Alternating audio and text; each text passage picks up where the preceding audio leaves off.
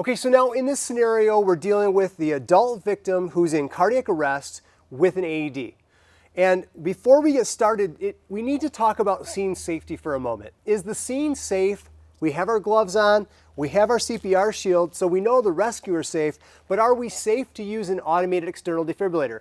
They can give off a spark when it defibrillates, and if so, we don't want to have to worry about combustible gases or liquids, and we don't want the patient lying in a pool of fluids that might connect the rescuer to the patient when we defibrillate. So as long as the scene does not have that in the environment, we're good to go. Now let's get started with the scenario. So as soon as I call out to the patient, hey, are you all right? Can you hear me? They don't respond. I tap and shout, sir, can you hear me? They still don't respond. I'm going to activate EMS by calling 911. I can either do that with my cell phone by dialing 911 and keep it on speakerphone, or if I've got a bystander, I can tell them, hey, you in the plaid shirt, go call 911 and come back. And if you can find an AED, bring it with you. Now in this case, I already have my AED with me, so that's not as big a deal. Now let's go ahead and continue. So I know that the patient is unresponsive. I assess to see if they're moving, and I see that they're not breathing normally. If I didn't have the AED, I would go straight into CPR compressions until AED arrives. But because I have an AED available, the first thing I'm going to do is turn it on. Remove clothing from person's chest. I'm going to remove the clothing and dry off the skin where I need to put the pads. Attach pads firmly to person's chest as shown. I pull out the adult pads and I place the pads correctly.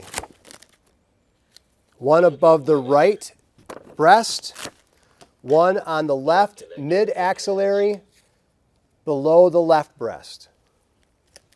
And now I plug in the pad connector. Analyzing rhythm. Everyone stand clear. Not touching the patient. Shock advised. Charging. Everyone stand clear. Check to make sure no one's touching the patient. Everybody's clear. Everyone stand clear. Push the shock button. Shock delivered. Begin 5 cycles of CPR.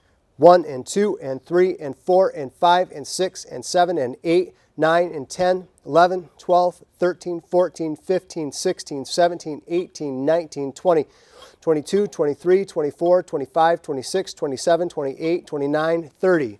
I grab my rescue shield with a one-way valve, pinch the nose, tilt the head back, and give 2 breaths.